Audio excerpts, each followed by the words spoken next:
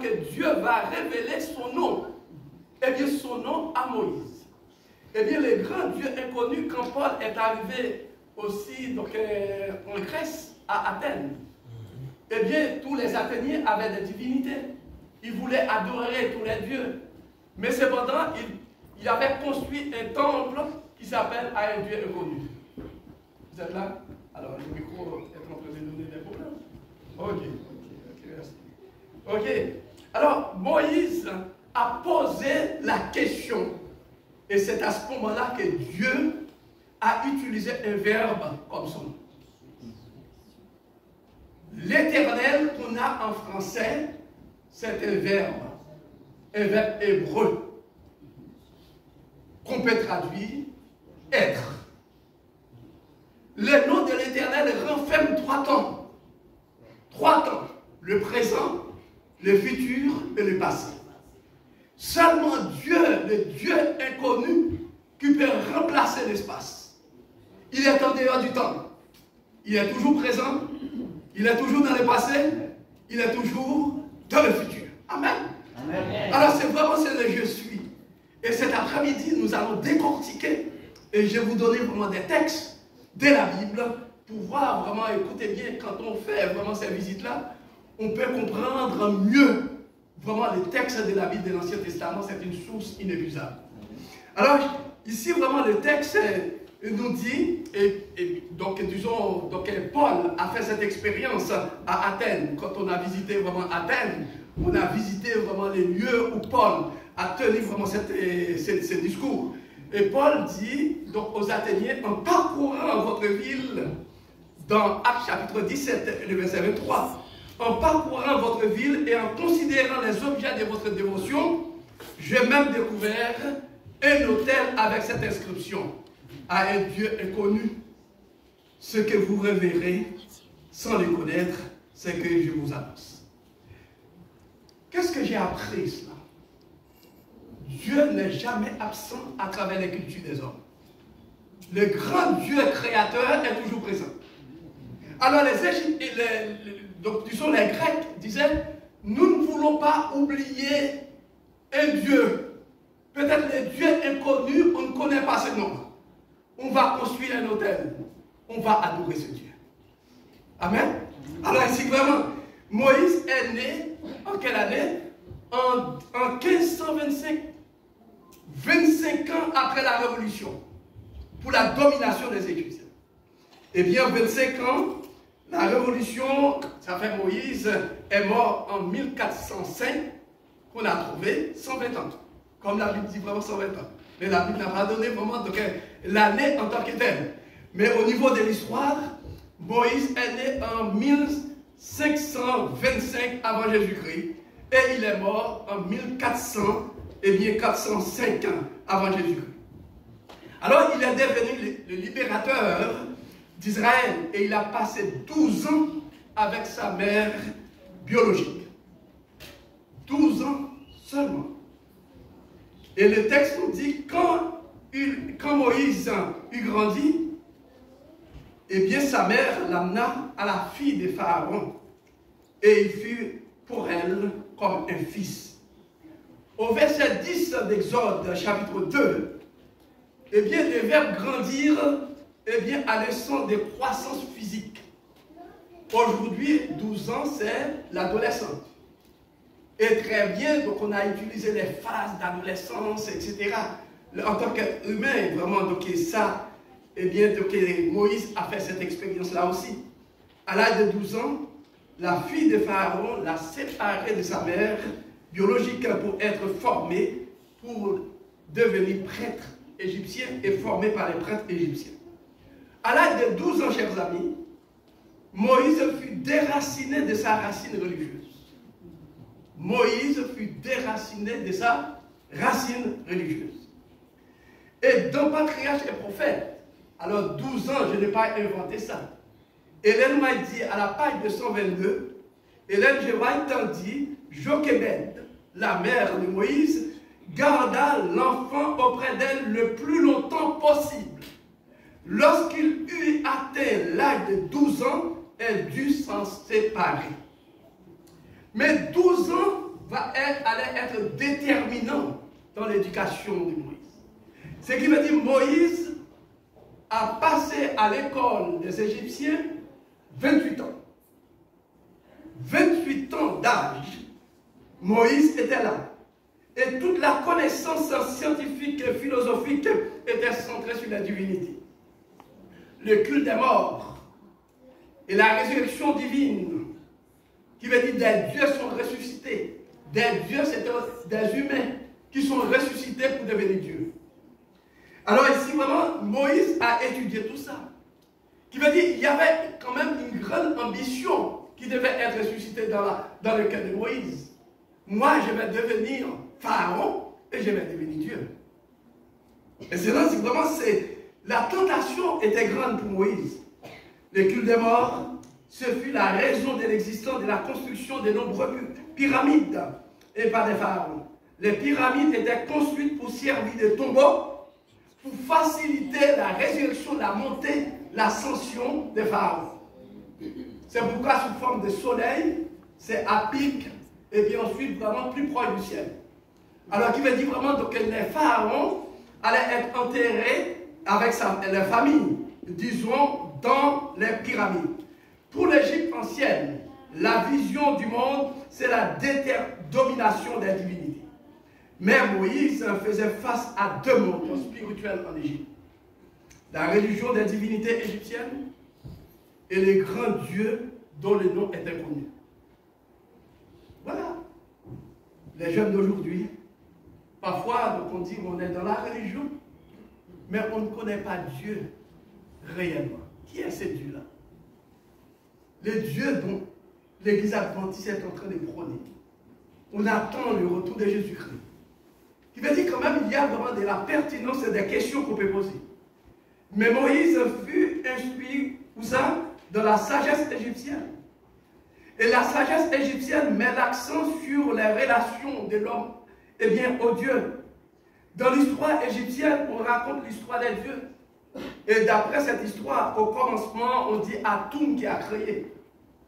Les dieux, comme aujourd'hui, on dit vraiment que c'est la théorie de l'évolution. D'après les discours d'Étienne, Moïse fut instruit eh bien, dans toute la sagesse. Et il était puissant en parole et en œuvre. Le texte veut dire vraiment que Moïse était remarquable en raisonnement. Moïse était un homme qui était doué de raisonnement, de raison et qui réfléchissait. Et on dit vraiment aussi Moïse était un grand diplomate. Il était formé pour être un diplomate. Il était formé pour être un guerrier aussi, un grand fonctionnaire. C'était Ramsès II, Ramsès III ne pouvait pas utiliser vraiment quelqu'un qui ne réfléchissait pas. Être instruit dans toute la sagesse des Égyptiens, c'est être façonné par cette culture. Moïse a été façonné par la sagesse égyptienne. Mais la foi a tout changé. Voilà ce qui fait la différence. Moïse était formé, façonné, environné par sa culture. Pendant 28 ans, à 40 ans, que Dieu va lancer un appel. Un Dieu inconnu que Moïse ne connaissait pas. Mais c'est pendant les 12 ans, ces 12 ans-là aussi avaient fait un effet sur Moïse. Et bien vraiment, le texte dit, c'est dans le désert du Sinaï, il a rencontré les grands dieux qui n'avaient pas de nom dans la religion égyptienne. À Mont Sinaï, il a demandé à Dieu de s'identifier.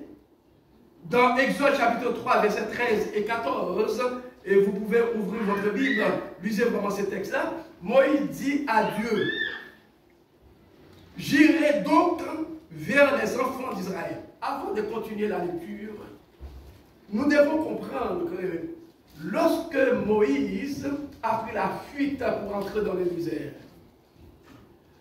le premier spectacle que Moïse a vu, des buissons, des petits arbres secs dans le désert qui a pris feu. Et Moïse était curieux pour voir ce phénomène. Arriver vraiment, donc vraiment devant, Et puis, il a entendu une voix qui dit, ne t'approche pas. Parce que là, vraiment, c'est une terre bénie. Imaginez vraiment tout ça. Moïse était curieux. Qui veut dire, un buisson, c'est pour la première fois ce phénomène. Qu'est-ce que Dieu voulait montrer à Moïse? Là aussi, ce buisson, eh bien, ces arbres rabougris représentent l'humanité plongée dans les péchés. Qui veut dire, c'est Dieu-là, dans la condition humaine, va prendre la condition de l'humanité pour nous sauver. C'est vraiment extraordinaire, mes amis. Et Dieu, alors c'est à ce moment-là, Moïse dit, bon, tu veux que j'aille là-bas? Moïse dit, j'ai donc vers les enfants d'Israël, et je leur dirai, le Dieu de vos pères m'envoie vers vous. Mais s'il me demande quel est son nom, que leur répondrai-je? Dieu dit à Moïse, je suis celui qui suis. Quelqu'un vous donne vraiment des noms. Un nom comme ça. Je suis, je serai, je suis présent. C'est un nom. Est-ce que c'est un nom? Vous ne comprenez pas. Comment vraiment que je peux aller avec je suis celui qui suis? En fin de compte, Jésus, et Dieu a résumé pour Moïse, il dit le je suis t'a envoyé. C'est plutôt compliqué, hein, les jeunes. C'est plutôt compliqué. Je suis celui qui suis, vous a envoyé. Mais avec ces noms-là, Moïse a dit, écoutez bien, si c'est lui qui s'est révélé, il est différent de tous les dieux de l'Égypte. De tous les dieux de l'Égypte. Et Dieu a présenté vraiment, a fait une démonstration en Égypte. Quelle était la démonstration? Les 10 plaies. Les 10 plaies. Les 10 plaies, c'est pour montrer les capacités des divinités égyptiennes. Que le Dieu, je suis celui qui suis, c'est lui qui est le Dieu véritable. Ça, c'est vraiment extraordinaire, mes amis. Je suis celui qui suis, il est le Dieu véritable. Parce que chaque divinité était responsable de quelque chose. Pourquoi Dieu a frappé le Nil? Il y avait un Dieu qui devait protéger, Égyptien qui devait protéger le Nil. Il y a pourquoi Dieu a amené des sauterelles en dehors du pays. Il y a un Dieu qui devait veiller vraiment les frontières de l'Égypte. Maintenant, le grand Dieu, c'est je suis celui qui suis, a amené vraiment des sauterelles dans le pays et les divinités égyptiennes ne pouvaient pas protéger. Amen. Qui veut dire, chers amis, donc notre Dieu est grand. Moïse a rencontré le grand Dieu inconnu dans la religion égyptienne. Cette rencontre a produit en lui un changement radical. Quel changement radical? Je vous invite à lire avec moi Hébreux chapitre 11. Hébreux chapitre 11. Hébreux chapitre 11. Hébreux chapitre 11. Le verset 24. À partir du verset 24.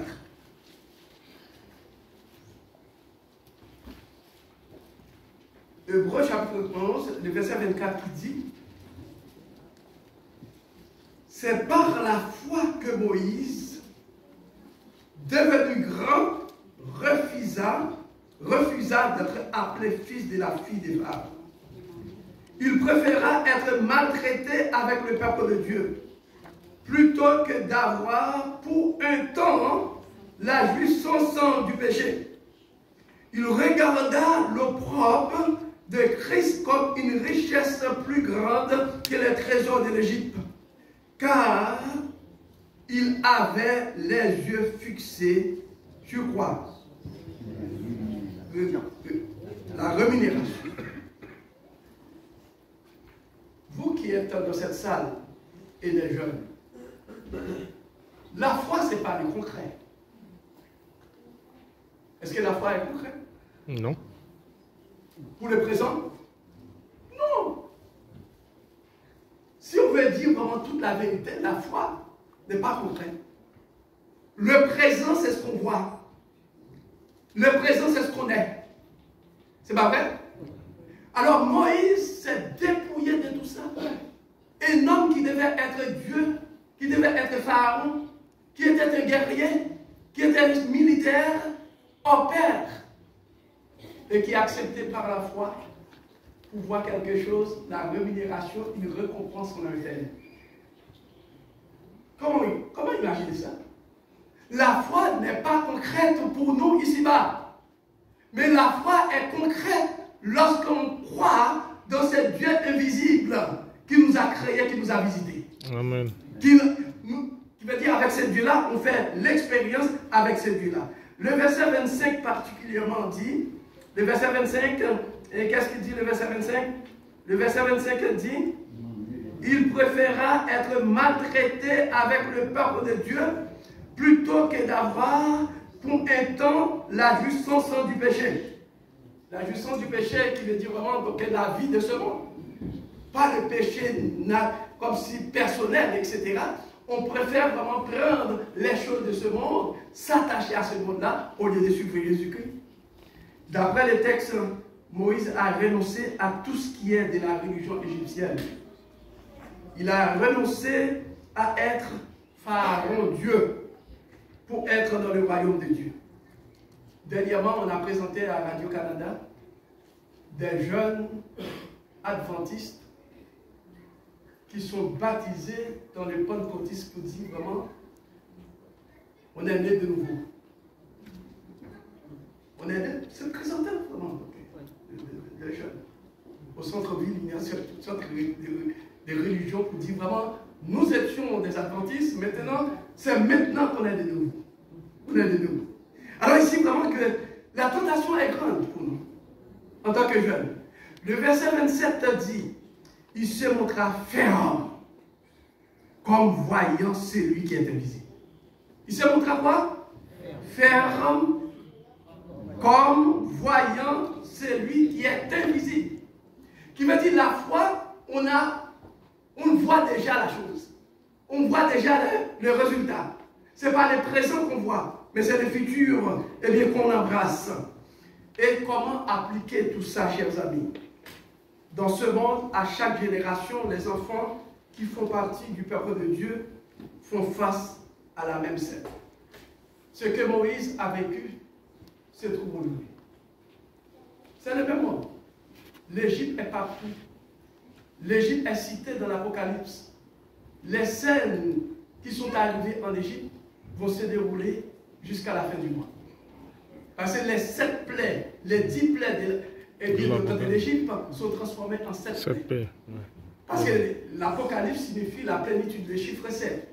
C'est la plénitude. L'humanité va connaître la plénitude de la tentation de Satan. Et on ne peut pas résister parfois. Alors on peut résister avec Jésus quand on a la foi en lui. Mais sans Jésus, on ne peut pas. Chers amis, ils sont instruits de la sagesse de leur temps. Comme aujourd'hui nos enfants. Nos enfants aussi, il n'y avait pas d'école juive en Égypte. Tout comme aujourd'hui, on lutte pour avoir vraiment des écoles adventistes, etc. Je vais vous dire vraiment que si la base n'est pas solide, quand même, n'oubliez pas que les enfants sont appelés à faire le choix. Ok? Ce n'est pas toujours vraiment les parents qui ont tort, etc. Il y a un